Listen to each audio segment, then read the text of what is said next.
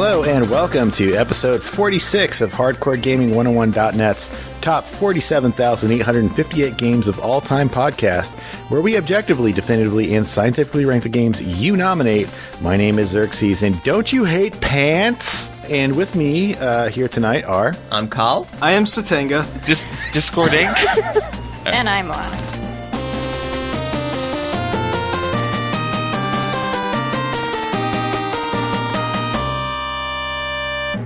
On this podcast, we have 3 rules. Rule 1, all rankings are final, official, and scientifically accurate. Rule 2, you can nominate one game via 5-star review on iTunes or Stitcher. We've stopped accepting the nominations via Twitter for the foreseeable future, but we probably will start accepting them again in the next, couple months or so. Rule 3, you can nominate games that have already been nominated. Just don't nominate games we've already ranked. You want to see which games have been nominated and which games have been ranked? Check it out for yourself. Our master list can be found at bit.ly/47kgames. And without further ado, we will move on to our first game, Mega Man Legends. For the PlayStation, it was nominated by @GGJofus, developed by Capcom Production Studio 2, published by Capcom. Earliest release date is December 18th, 1997 in Japan. Took a whole year for it to get to the US for localization, so 1998 in... August, I think, in Japan. Well, nobody told them that when it's just like an ellipses, you're supposed to go... They didn't know that, so they to be fair, it did have quite a heck of a localization on it, with voice acting that, while probably a little rusty now, was not too bad for the time either. Well, this was a period of time where everything was localized 100%. You ripped the Japanese out of the game and put in English or whatever. Those aren't rice balls, they're hamburgers, damn it. I was expecting the... voice acting to be kind of dated and like a lot of like 90s dubs. It actually holds up pretty well. Like most of the main characters are pretty good. There's like maybe a couple like side characters, because there are a couple side characters that get voice lines and they don't sound quite as good, but like the main cast and like the Bonds especially, they surprisingly hold up.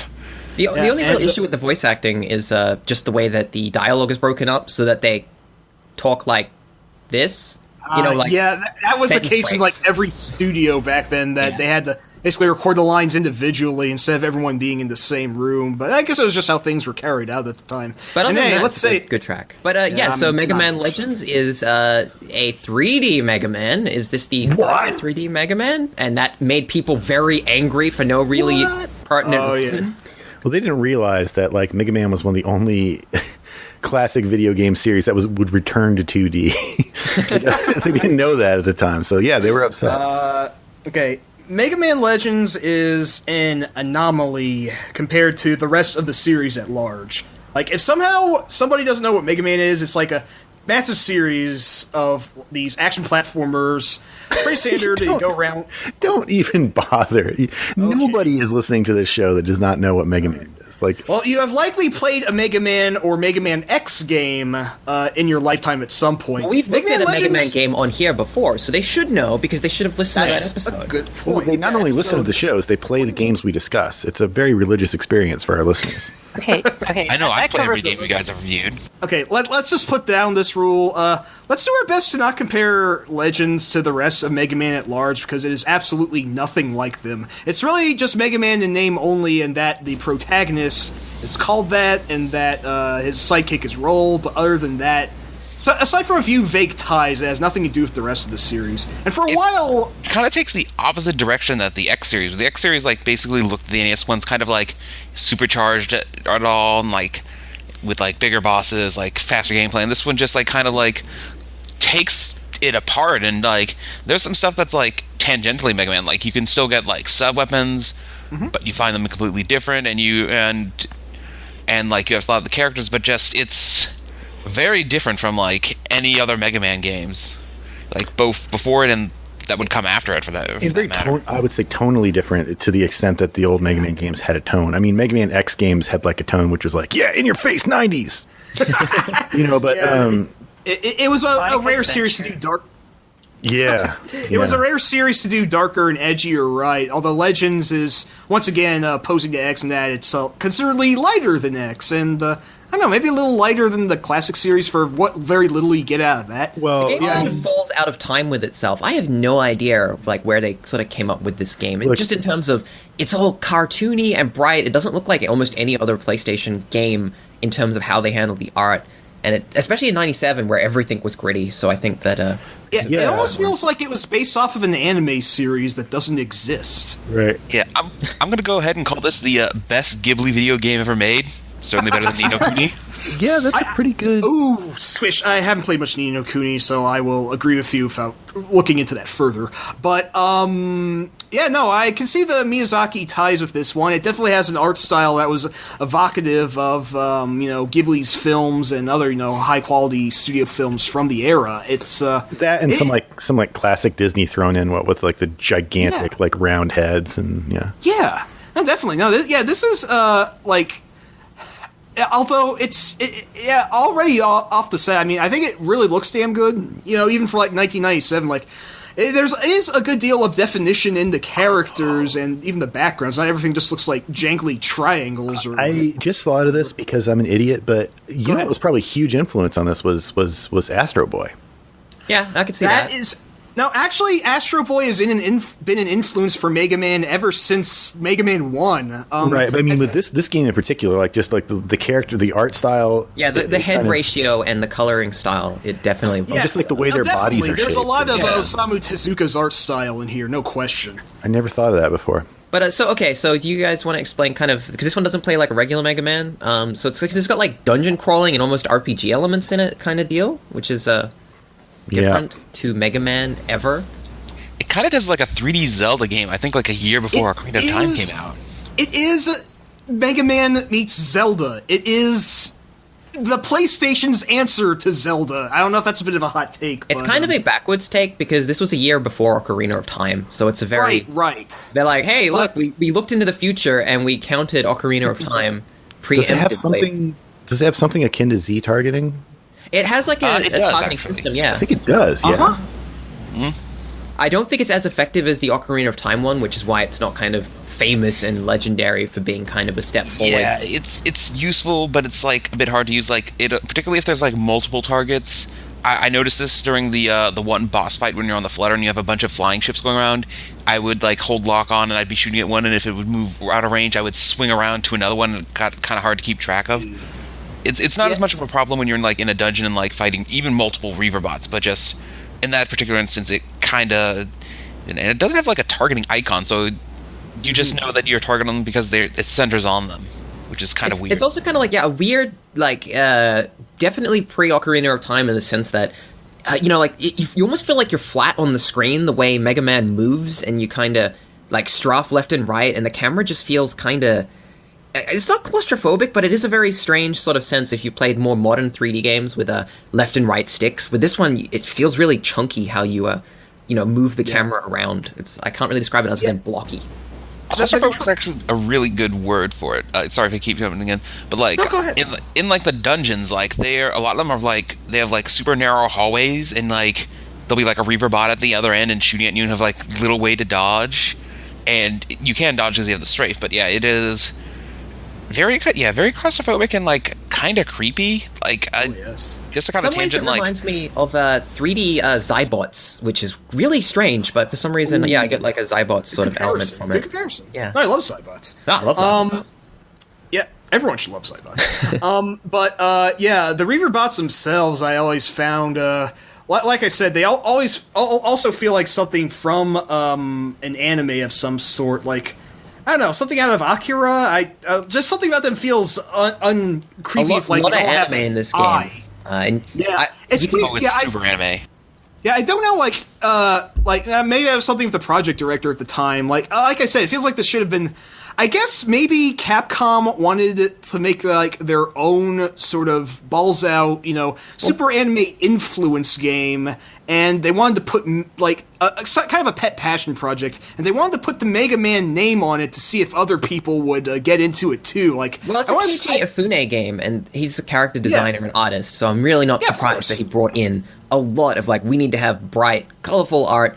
And really, really big and interesting bosses, which is what I want to bring up, is that this game has some really cool scale in terms of your enemies in this game. Like, Yeah, definitely. Compared to classic Mega Man, which obviously, most of your enemies are, especially the Robot Masters, they're all Mega Man size, whereas in this one, you've got these towering bosses that are genuinely huge and leap around arenas, and you've got a cool fight on a boat, and then you fight this frog sort of monster that's a giant robot that chases you around. It's cool stuff for a kind of otherwise boring era of boss fights. Yeah, I think the most outstanding boss I remember, because I kept dying to it a lot, was this massive yellow drill machine where you had to actually jump on a platform to shoot at the door behind its head. Yeah, the Marl. Yeah, it's Proto Shadow of Colossus hiding in there. That is a pivotal fight, yeah. The game really front loads a lot of its difficulty. You have the intro stage, and you get to Catalog's Island, which is the place where it takes place. You get into a basic dungeon there, and then suddenly you have all the bonds attacking the city, and you have a bunch of different complicated boss fight scenarios.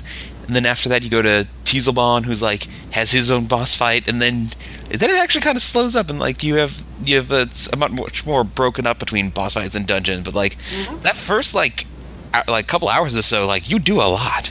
So the slight elephant, I guess, about the game, on that exact note, the game was rushed out, I believe. Capcom really wanted to get the game out, and Ifune went on record with just the game wasn't finished. I wanted to work more on it, but they chose to release it. So wow, it actually feels pretty finished as it is. I'm actually pretty impressed by that. Now, Ifune would say it was rushed out always. He's just be like, no, it wasn't finished. They shouldn't release it. I can see that, because it's actually not a very long game. I was playing before this, and I didn't quite get around to finishing it, but I was getting to the point where I could enter the final dungeon, and I was at the 8-hour mark, which I thought that game was a lot longer than that.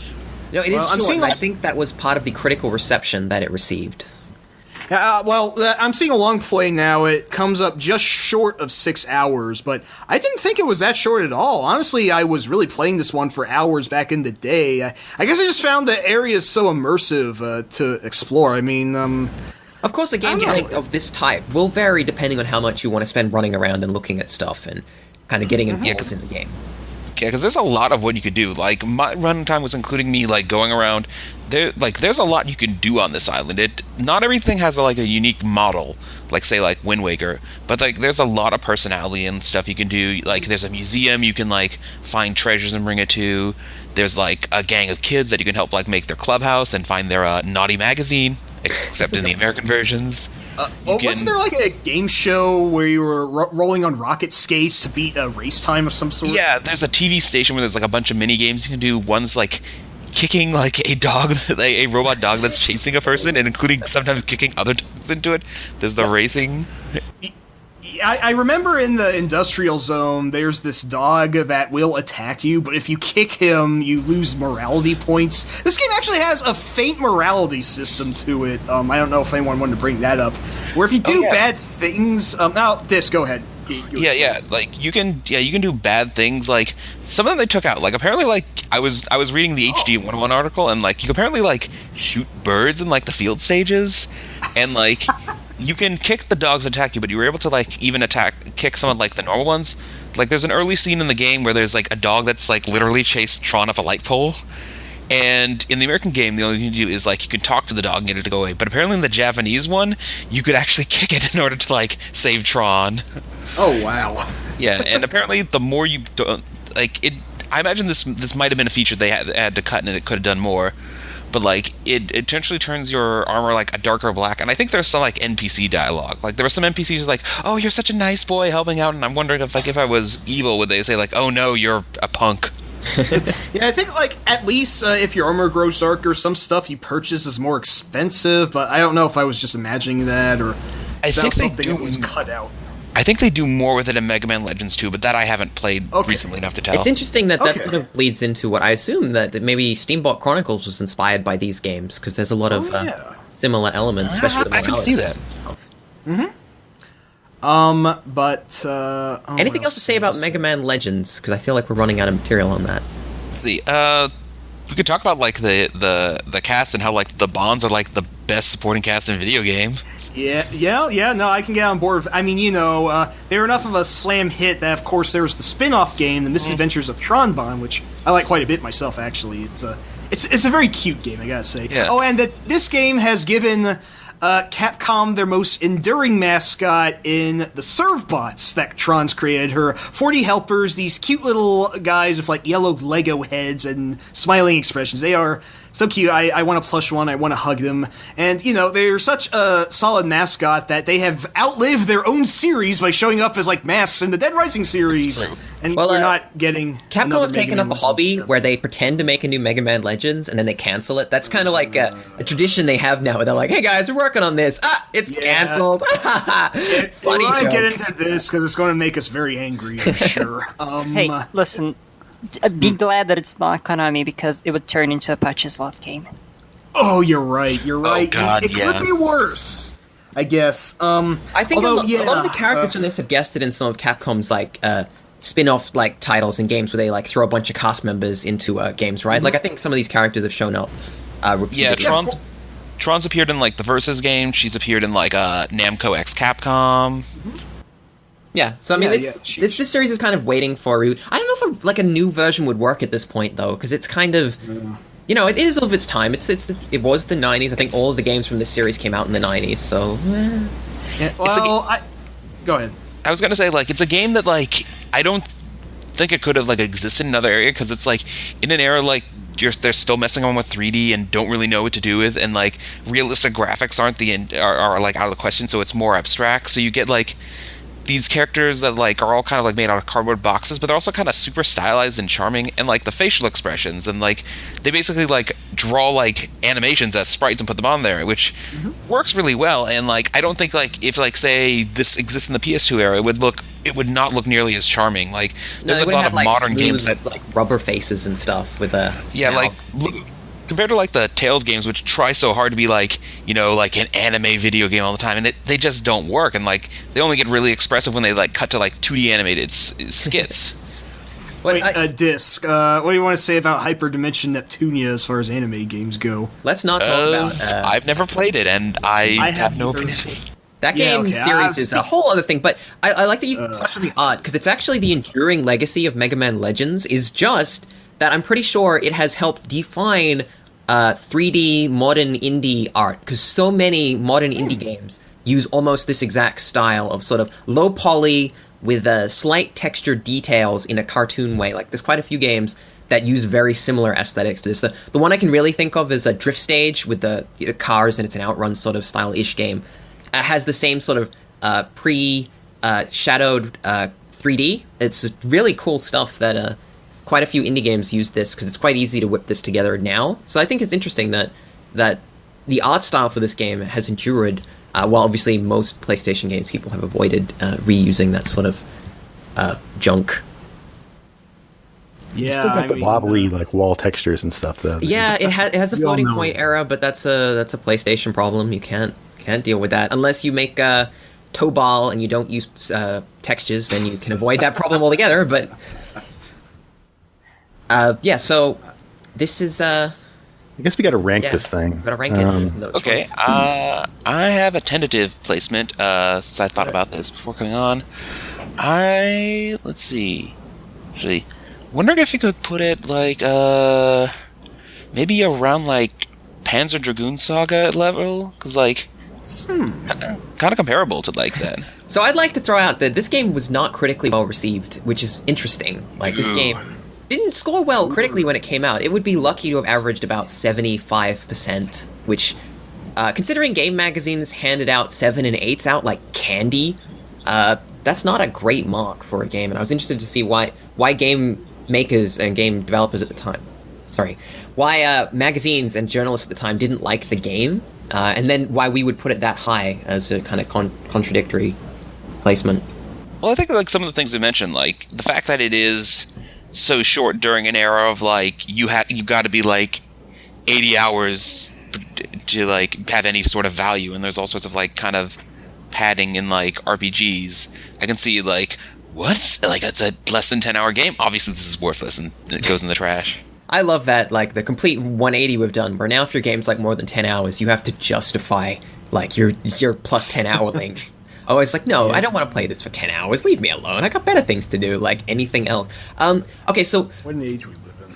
For our listeners, we have around the 40 mark. We have Ape Escape, Crash Bandicoot 2 at exactly 40 and 41. Do you think Mega Man Legends beats out those PlayStation-era platformer classics?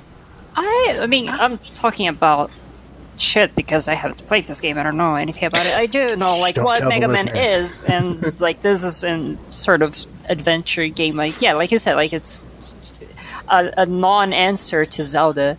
I was actually just where you said. Like I was thinking maybe this should go around Maniac Mansion. I can see that. Like, I did pencil in like earlier, just like above GoldenEye, below Demon Souls. Oh my god, that's high. This is quite a spread. I think we'll agree it'll end up somewhere in the top 40. I don't want to just straight up agree to that, but because I don't. yeah, like we just need to be careful with this one because okay. So firstly, the other Mega Man Legend games. Their second one, I know you didn't play it. Did anyone play the second one? That wasn't nominated, so you didn't have to. I mean, I have played it before, have like to. just not recently. Okay. It's Is it better or worse? I'm just interested to know.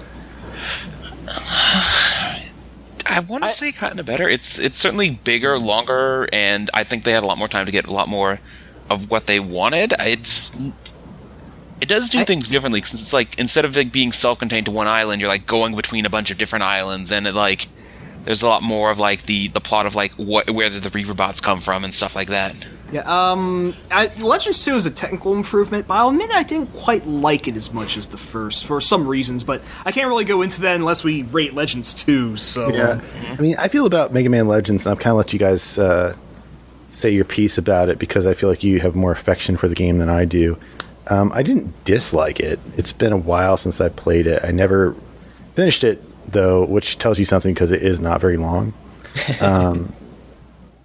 I kind of feel like it's a game that people love because of when it was released and kind of what it sort of filled a void that existed at the time.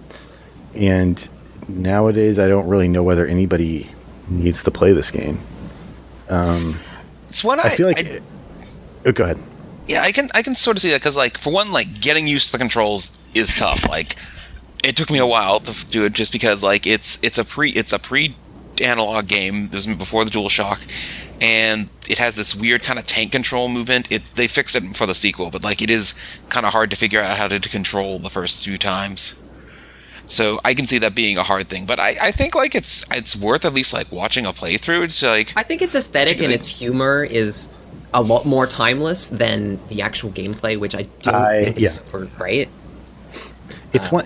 I think that it's people hold it in such high regard, also because they for a long time hoped that there would be a third Mega Man Legends game. It's been canceled again. And that would do everything that they that would deliver on the promise of the other ones, and of course that's never going to happen. Mm-hmm. And I think like maybe a little bit lower around. Like you see, the thing is, okay, like if I run down the list and we got to.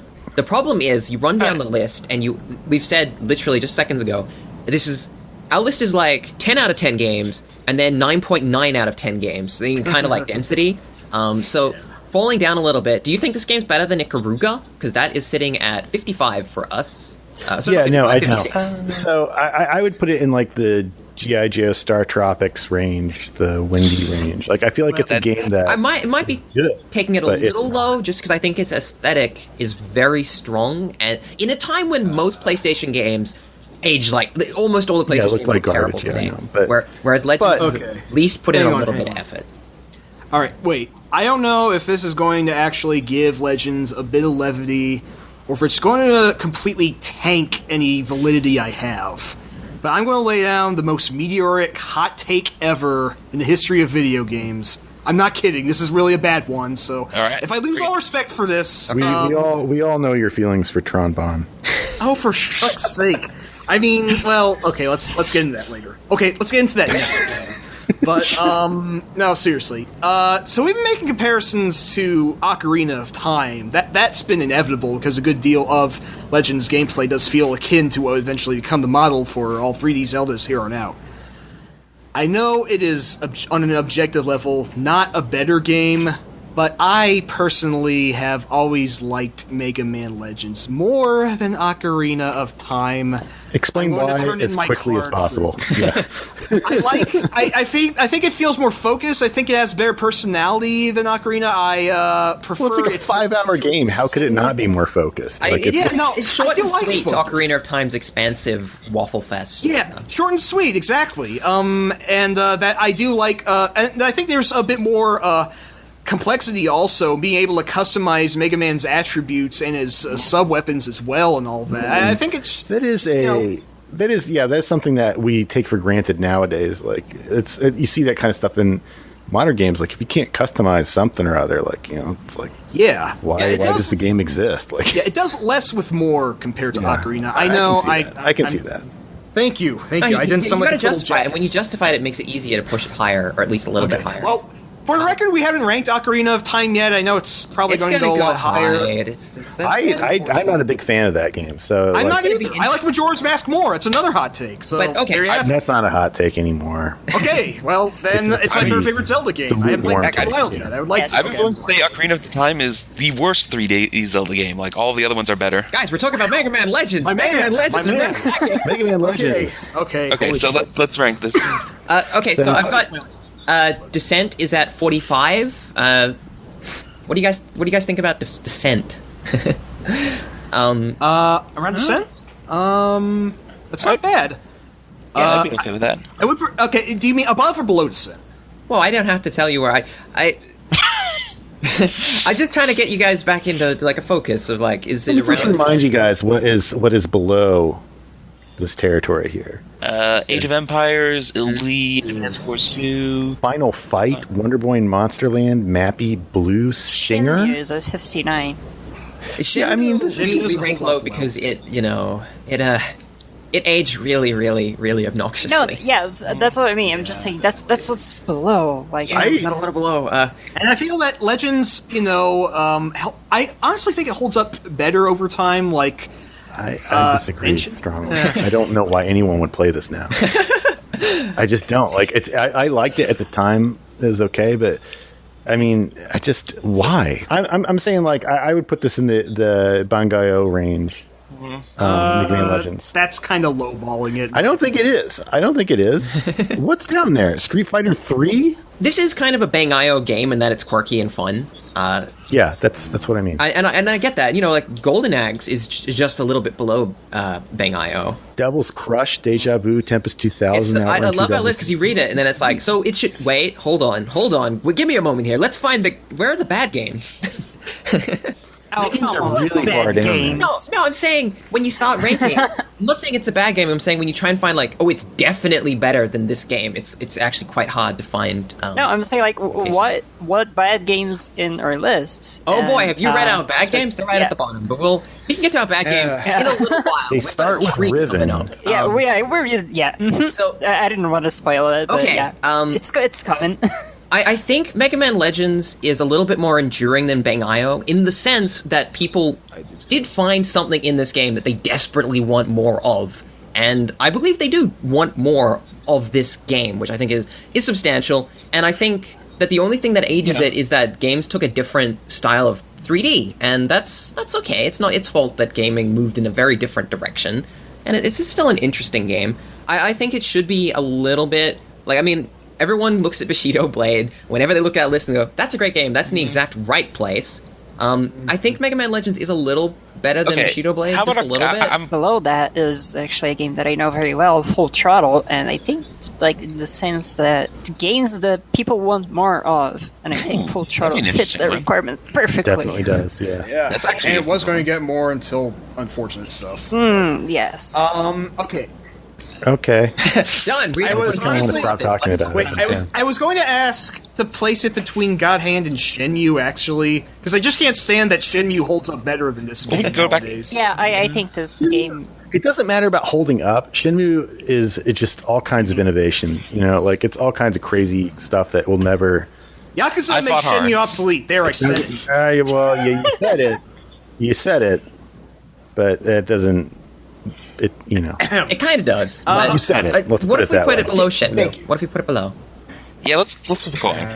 All right. I'm so done with Mega Man Legends right now. You guys have disappointed me, except for you, Discord. You're my friend. Hey, listen. Yeah, I'm the did our neutral one best. here. Yeah. That's right.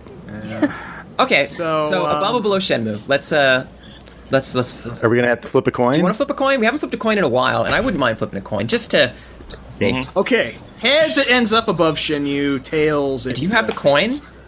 This is our scientific method, everybody. No, I want to have the coin. I suck at All right. What's more scientific than raw coin flippers? Let me get. I'm Coin getting out flippers, a yes. authentic Australian 20-cent coin. It has the Queen's head on one side and a platypus on the Can't other. argue with It's very science, Australian. unfortunately. Best coin ever. Oh my god, I want that. I love Flight. All right, I'm gonna flip it. Tenga, what was your thing? Heads above, tails below. That's All right, here we go. It's platypus, which is tails. Oh, all right. Well, if the fates decree it, I guess it'll go below Shenmue. But in my heart, it's above, and maybe 10 places above. If you're a fan of PlayStation 1 action adventure games, you should play this one because it is good. All right.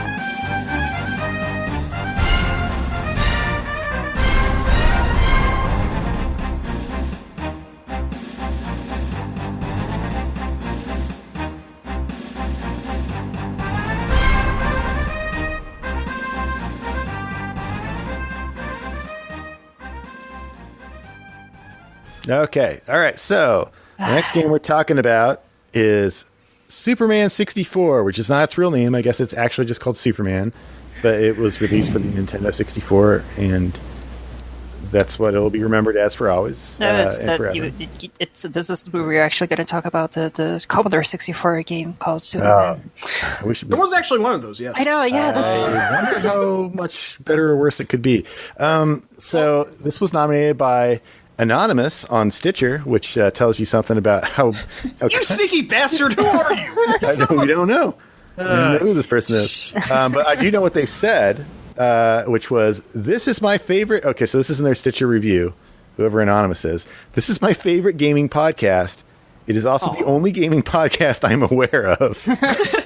But it is a good one. Well, if we're number one in someone's hearts...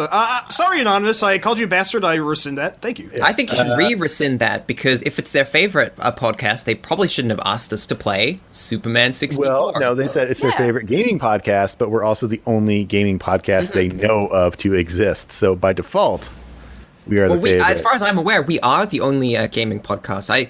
I haven't researched it extensively, but I'm pretty sure no one else covers True, games. I don't know, yeah. I don't you think they're- we are pioneers here. So when was this game released? I think. Well, we haven't finished the comment here. All right, so I would like to see if the HD 101 crew could review Superman 64 for the Nintendo 64. I mean, y'all got to do it eventually, right? And that is correct, because... You've got a point there. Yeah, we do. I mean, that's... Superman 64 ranks 47,859. No. And now we're ready for the outro. So yeah, we're right. Yeah. Okay. Okay, so Superman 64, not is a the great game game. that's today. In fact, famously a rather bad game.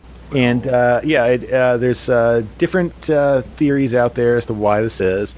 Apparently, someone who worked on the game has blamed DC and Warner Brothers licensing people or whoever owned it at the time. Which I without besmirching the good name of EC Comics and Warner Brothers, I would be tentatively at least believe partially that they had something to do with the quality of the games and right. Well, it's based on the generally pretty damn good Superman cartoon from the 90s. Yeah, the one that was it was basically running concurrent to Batman the Animated Series by Bruce Tim Baldini. It was in what would eventually become the DC animated universe. And, Batman's objectively more popular than Superman nowadays. But nonetheless, Superman's animated series was still really damn good. It got a lot about his mythology, made him very personable, likable. It actually featured him in some vulnerable situations. It had a lot of his villains, there are more than just 3 he fights. And it was a really damn good show. Where would you rank the show on our list of games? 17-ish. Yeah. Oh, okay. Oh. Yeah. Sorry, I will I'm say, just kidding. Just kidding. yeah, in DC Warner Brothers' defense of interviewing this game was also made by Titus, well known for developing Titus the Fox and. This is weird for me because something doesn't add up because, as you were saying, this came at the same time as the Batman animated series, and I'm pretty sure the games for Batman's animated series were pretty good. As people tend to. Yeah, I don't think they were by Titus, were they? Though. Yeah, that's the thing. I don't think this was DC's fault. This was probably Titus' fault. Okay. Part of the reason is apparently DC were very restrictive about what Superman could and could not do. And the developer did not work well with those constraints. I will say that's a good point. If someone somehow doesn't know who Superman is, I'll just say he's the first major superhero ever, and he is also has lots of powers, many powers, that realistically make it tough for him to ever be in a video game adaptation, because you don't want to make him feel too strong because he'd be boring, or too weak because he wouldn't really be Superman. And no game ever has gotten this balance right, and I gotta say, it's kind of the fault of the character itself. There's been no good Superman game ever, I think. Most Superman games are at best suck less than others. Decent. Yeah, it's very, very difficult to make a solid Superman, because Superman kind of inherently is almost an invulnerable person, an invulnerable man, who has only very small number of weaknesses, one of which is magic now, so they kind of just hand-wave that, I guess. Yeah, if Mr. Mystic Spitlick was the major rival I had to deal with, that would make this 50% better already. But Mr. essentially... Spitlick would make... Yeah, he would have made it. No, instead, you're trapped in, Lex Luthor's virtual reality thing. And that allegedly is because they didn't want Superman to basically hurt real people, like DC allegedly wanted. No, Superman can't beat up real people or kill them. That's not cool. Superman's not allowed to do that. So you have to put it in virtual reality so that we can have some flexibility about what happens in the game. It's very... The choices made in this game don't make sense unless someone was kind of making very specific, very bad choices that only makes sense if you're trying to essentially establish a character before you establish a good game, which is... sorry, but as you were saying before, now I've never thought about this, but this makes sense to me now. DC's going around oh no, you can do Superman can do this, can do that, and but what the hell are we gonna put him into then? Oh, let's put him in virtual reality and have him fly through rings, Yeah, we should talk about the gameplay in a little bit, but I do want to say that I feel like Batman is a little bit less restrictive, because Batman has all these bat gadgets. Batman can actually die in the sense that he's allowed to be beaten with money. And Batman is allowed, Batman is superpowers. People almost. I know he doesn't technically kill people, but he's I throw you off a cliff with an explosive, and that's you're okay though. You'll be fine. Yeah, it's the A-team of hurting people. Yeah, nobody ever dies. I didn't see you die. Closing Batman. In Superman, the N64 game, you start off with an intro, and it goes downhill.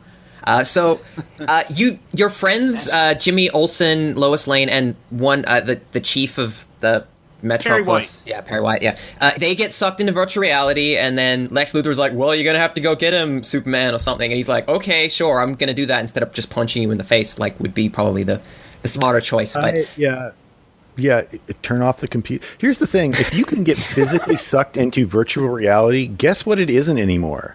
Virtual. It is real. If you can get sucked into it, that is, for all intents and purposes, reality. That is, if you die in the game, literal reality, because it's your real body. That is real. You die in the game. You die in real life. This is actually in 1999, the same year as The Matrix. So I don't know if that has anything to do with it. Maybe they heard The Matrix, all right, virtual reality, that'll solve all of our problems. But, okay, and then the game immediately starts. Right. And what happens is, the game is just okay, go through these rings.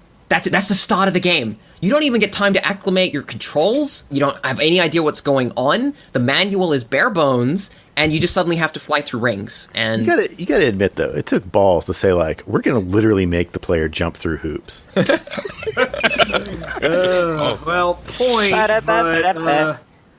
Like, So- I only accept it if that was, like, one thing you did in a laundry list of, like, 30 other gameplay elements this game has. But literally half the freaking game is rings. If I'm not as a mistaken. general rule, in terms of good game design, you don't immediately start the player on a harsh time limit alongside having to fly through a very specific route with controls that you don't understand yet. That's like that is always bad. Well, I mean, I kind of, to an extent, understand, maybe not to as draconian as it was, but I can kind of understand some of the rules that DC wanted to set down, but couldn't they have still done better than broke-ass pilot wings or whatever it's turned out as? I actually think the best part of this game, one of the best parts, is that the flying, once you get used to it, is pretty good. I would like to fly around the city without the rings, and I know I'm not alone in that, in the sense that it's like, I can feel the controls. You can actually fly through the rings. You know, if you really want to get specific, even though it is the least worst part of the game, is the fact that the flying through rings actually works in kind of like a actual physical sense. Like, I'm flying, I hold down the button, I fly, I can swoop side to side and through buildings, and it kind of gets that, the closest this game gets to feeling like you're actually playing as Superman and doing stuff that's kind of, I know flying through rings isn't his thing, but flying is his thing, and at least it captures that. So after you fly through some rings, you then have to lift up a cop car, you have to lift up regular cars and throw them away in order to stop them running over children and babies and stuff, which... Yeah. That's immediately what you do. You fly through rings, you pick up cars to save children, fly through more rings, pick up a police car. Are they real and fly children or virtual children? Virtual children, but if they die, Lex Luthor wins. That's just how it works. Yeah, And, that does lend a lot of credence to the license holder declared that you cannot like imperil real people. Okay, fine, whatever. They're like virtual babies. I don't give a shit. Yeah, it's like they would have said, like, if Superman loses, innocent people can't die, so he has to win. Yeah, I'm trying to, like, I'm imagining, like, Lex Luthor being there, like, oh, okay, well, if children get hurt, then I win. Programming, like, this weird virtual reality. .exe, yeah. .exe. And Lex Luthor, the greatest arch rival to Superman. Obviously, he can never take him in a fight, so he basically has to be a dick with whatever resources he has, which are numerous, to beat Superman. Why? But, So if Superman is in his virtual reality program, why does Superman still have powers? Wouldn't Lex Luthor Because Lex Luthor is challenging him to get through his virtual maze of incredible boredom. Wait.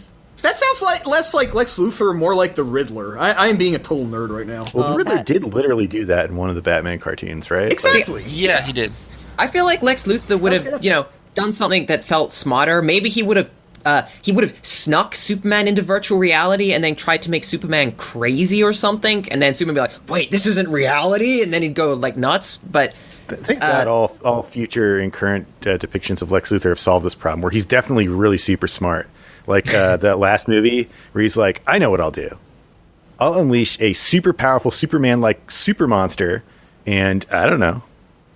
Like, kill Superman, then I don't know what's going to happen next. I suppose we will just all bow down to the monster. And Hang on. Xerxes, are you talking about Batman v Superman Dawn of Justice for real? No. Okay. Is that what happens? I don't know. You have to be Let's not honest. talk about it. While watching that movie, I didn't finish it because as soon as the Oil of Olay product placement showed up, I was like, I got to rush out of the house and buy some Oil of Olay. I'm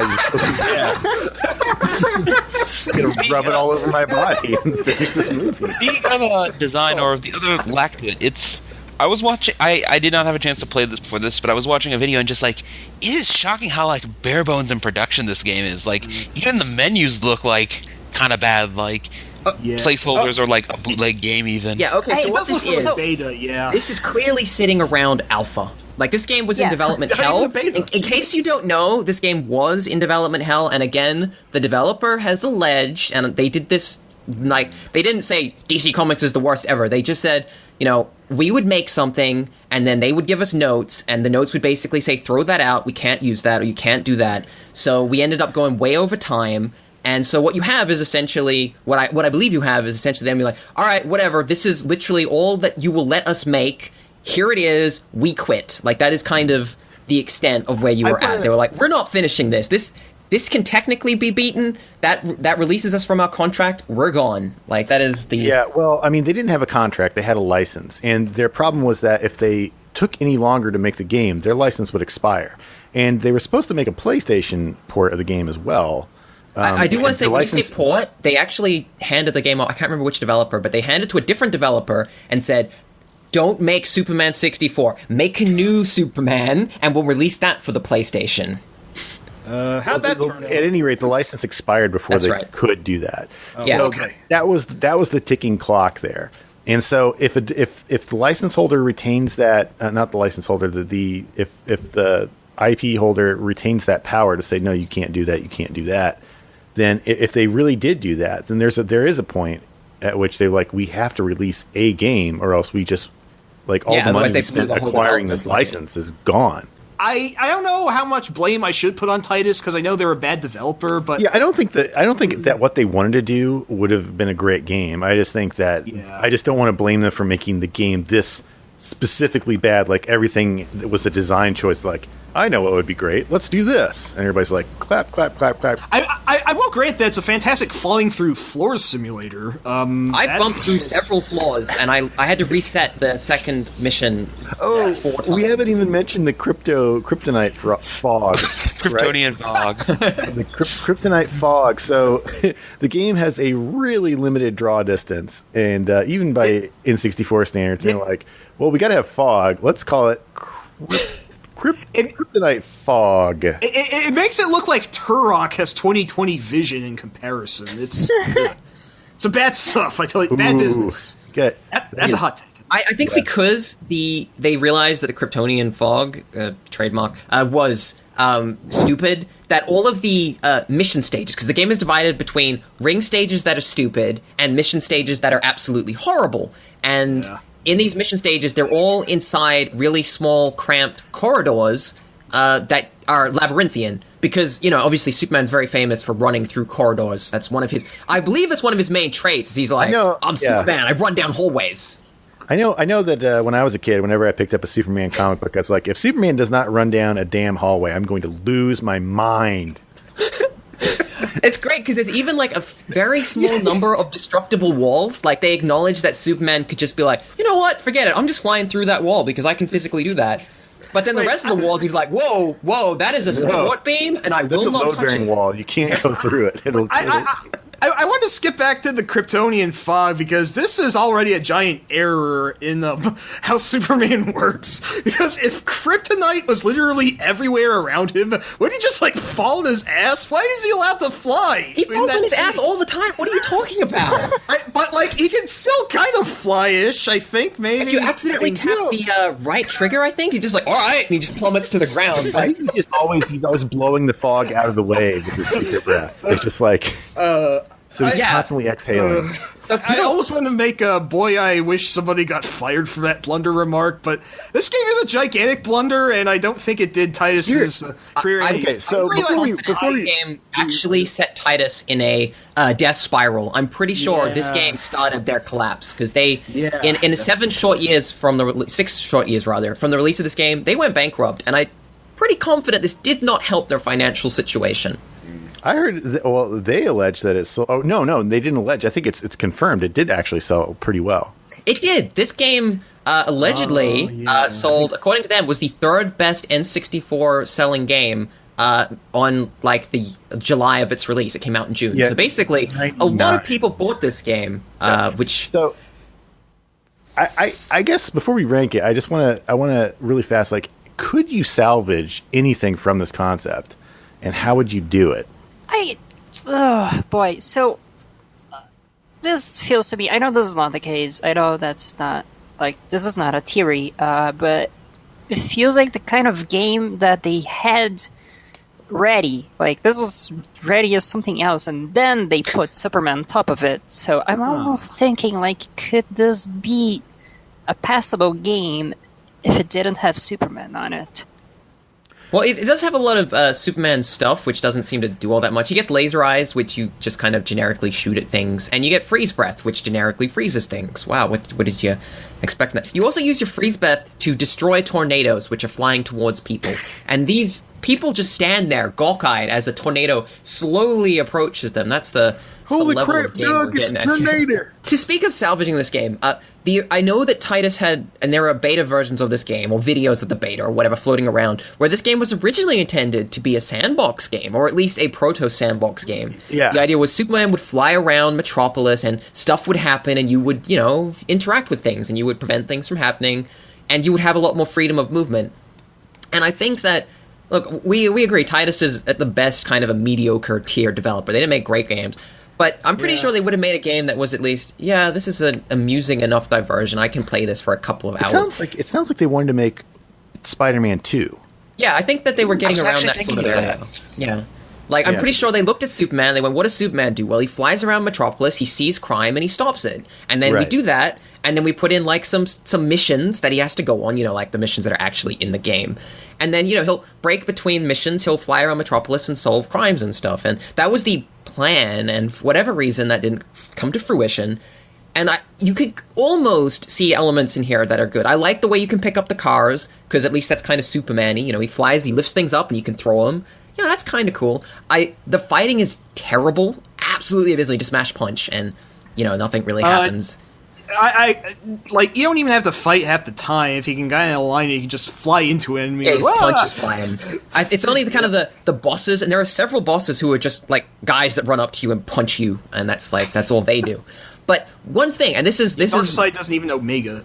This is why I know that they were trying to at some point make a decent game before they went insane and gave up. Because when you punch an enemy in this game, it doesn't sit behind Superman. The camera goes to kind of a side angle, and you see Superman do one of his comic book style punches, and then the enemy flies off. And I'm like, that's good. That's a thought that they had where it's okay, it's a comic book game. So when Superman punches someone, the camera cuts, and then it's look at Superman punch this guy, and then he punches another guy, and it's I can see where they're going with that, where they were let's make a game that is kind of comic booky and fun, and that got lost, but there is a game hiding in there that they wanted to make. You'll never see it because what was released was beyond abysmal. There's no salvaging it, really.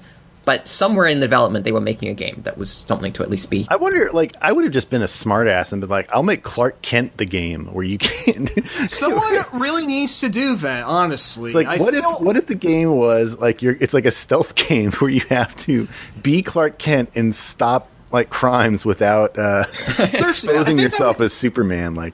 That's actually the best suggestion for a Superman game ever, because how could you make him interesting, compelling, and also vulnerable without having to balance his secret identity also? I think that's the only way you can do it to make it. That actually really hurt. But you need a button. You have to press a button to pretend to feel pain. Yeah. If you don't... this is... No, wait.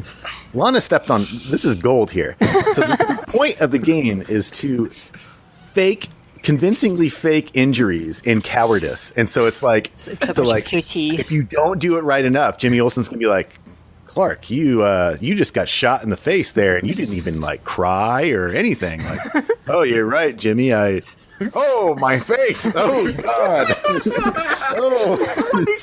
Someone hear us! Terrible! Look, there should be blood everywhere. I don't know why there isn't, but even if you can't secure the Superman license, someone needs to make something akin to this. Your inventory is full of fake blood capsules. Patsy just splashing him around, You have also, just before we rank it, and I think I know where this game is going. You've mentioned getting shot. Superman gets shot in this game, and he will die. That is the level of Superman we are talking about here. Batman should be able to do that because he's just a man. Virtual reality. I know, it's virtual reality. It's a program to him. Virtual bullets hurt. But why does he have his powers in virtual reality? Why is Kryptonite affecting in virtual reality? Luthor is a smart cookie, and he programmed it into the game. Yeah. If Lex just wants to kill Superman, you just get him into this trap, and then while he's him in virtual reality, sucks him into the program, and then turns off the computer. That's what he does. Yeah.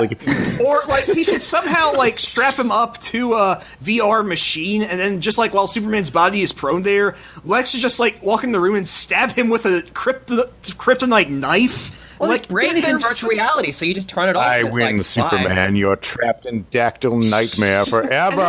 One more thing. I know, like, Lex is his most foremost and prominent enemy, but couldn't this have been at least Brainiac to put in virtual reality? Because that's much more his territory. I mean, Brainiac's on the title screen, too.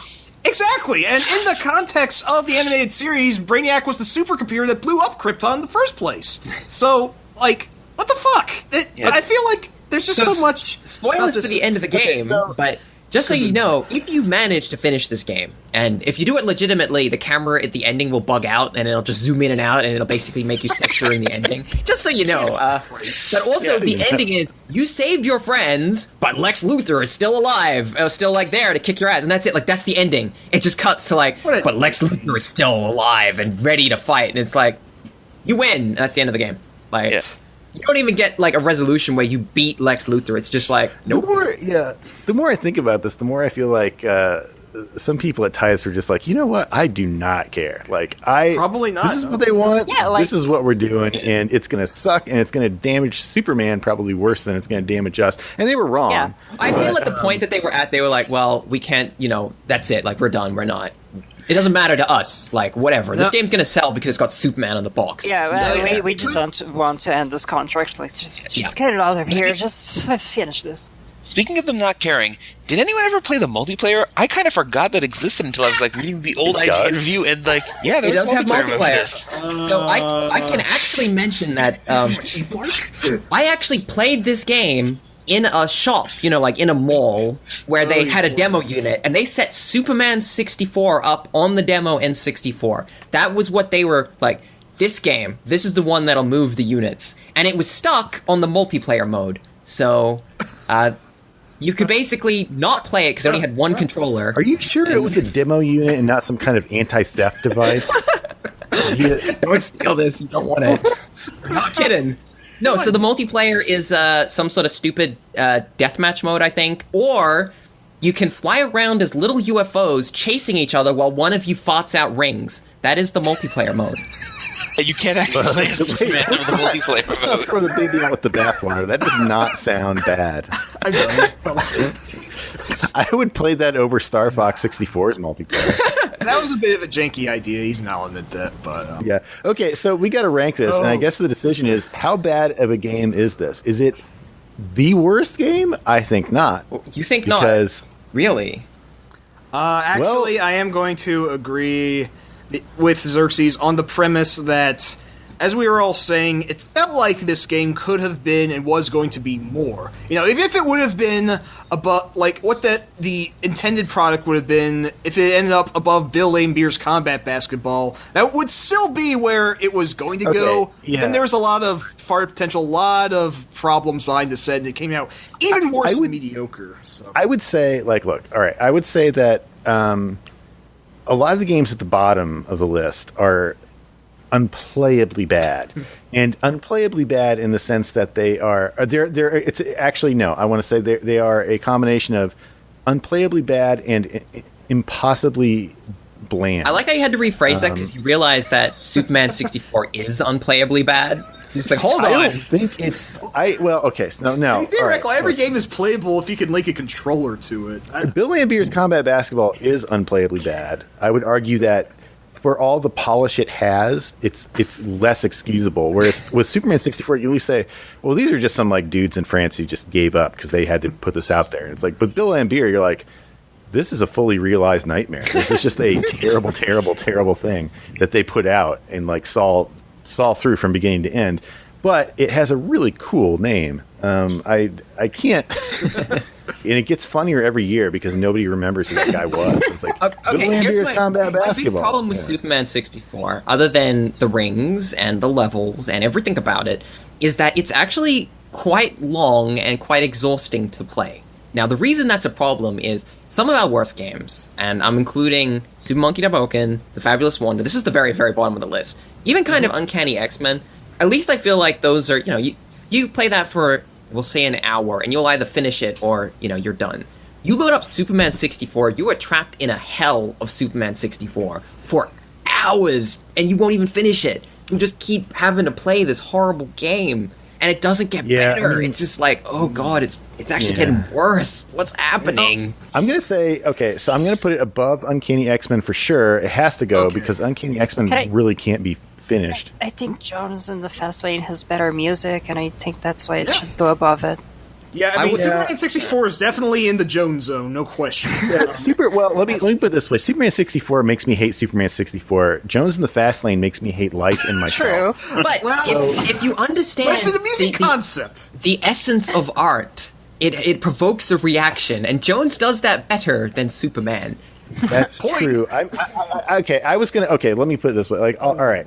So I would put Superman 64 above Eek the Cat. Okay. And below Caverns of For Kafka. me, Caverns I of would not Kafka put it is- above Super Monkey Daiboken because I played Super Monkey Daiboken. I played it for over 2 hours, and I enjoyed that more. And it has a better main theme, and it also has a Kappa and a Pigman, and both of those are way better than anything in Superman 64. So Superman But I would loses say- one of the classic Chinese novels. Interesting. Yes. I would say that here's the thing. Super Monkey Daiboken and Superman 64 have something in common, which is that it is actually fun to talk about how bad they are. True.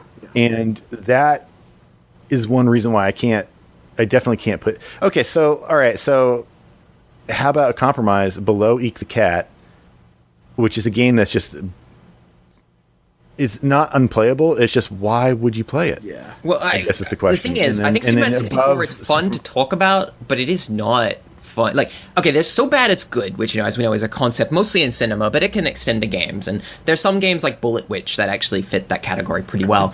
Well, I'd say Super Monkey Daiboken. And I think Super Monkey Daiboken gets closer to it. Superman is too grueling to actually enjoy how bad it is, especially when you fall through the floor and have to reset the sewer stage, which is the first proper stage in the game, for the It's got fourth super time in a level. row. It's the worst one game ever. Okay. Like, at least Super Monkey Daiboken kind of throws its random crap at you, and it's kind of like, whoa, this is inscrutable. What the heck is going on? Whereas Superman is like, fly through these rings. What? But I'm Superman. Fly through the rings. Okay. All right. Now punch that guy. Okay. Like, It could, yeah. I mean, it only is like a vague simulacrum of what Superman is. I mean, unless it like the only way it could be less like is like if the game were called like Superman sits down and rests. You know, it's like you Superman with really a day do off kind of deal. that. Okay. We're going back to Clark Kent here. But okay, so here's the other thing. Superman 64 has escort missions in it. Now, I cannot, in good nature, put a game that is this bad with escort missions above a game that at the very least is you mash the attack button to hit like goblins. Like that's Okay, all right. You talked me into it. Right below Super Done. Monkey Daiboken, right above Uncanny X-Men. That's 2. Yep. I was going to say, it feels like Super Monkey Daiboken, while horrible, has at least a vague semblance of effort put into it. Uncanny X-Men feels like it really has no effort. It was just cranked out as a blatant cash-in. Superman 64 lies right in between those, in that they wanted to make it something more, but then things got really bad, and then they gave up. So it's got pseudo-effort into it. So I think between Super Monkey and X-Men is the place where it deserves it. they wanted to make a good game with Superman 64. I have no doubt that they didn't come into this game with let's make a crappy game to make money. They genuinely believe Titus went in and said, we have Superman, I like Superman, let's make a cool Superman game. And then something happened, and 2 years later they were like, please just end the development, no more, we're Right. done. Although where we rank a game is not an indictment of the developer. It's just what the game is. Yeah. It doesn't really matter how it got. But there. Uncanny X-Men is definitely like, all right, we got the X-Men license, put Wolverine in it, I guess. Okay, good, we're done.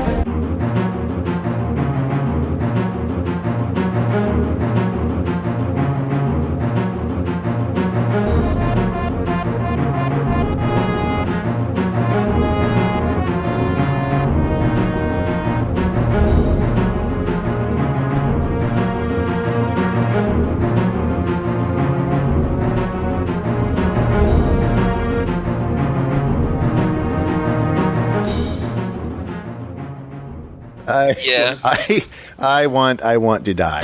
I don't want to. Was be that your here review of anymore. Superman 64 to put on the box? My review of episode 46 of Hardcore Gaming 101's Top Games Podcast. Special thanks goes out to at Gugajilfus and Anonymous Stitcher Person for nominating Are you really these games. Are you thanking for that? I don't know. He's anonymous. This person, whoever he or she is, you should right now thank God that you remained anonymous, because You broke us. I was so close to hunting somebody down just to seek revenge. And thanks as well to all of those we haven't gotten to yet. We will be getting to you soon. And thanks to my lovely co-hosts and compatriots and our editor, Jeff Root, and our theme song composer, Miteki. And of course, thanks to the support and feedback of listeners like you, except one of you. And You know who you are. and you can support this podcast even more by making a small monthly donation at patreon.com/HG101. I know I did. You can also help us out by subscribing to the HG101 YouTube channel, which is fantastic. And by following at GC9X and at HG_101 on Twitter. But most importantly, help us claw our way into the podcasting firmament by getting on iTunes, subscribing to HG101, and giving us a sweet, sweet 5-star review. Do it, or be damned to a gameless hell of eternal productivity. Until next week, keep keeping it real.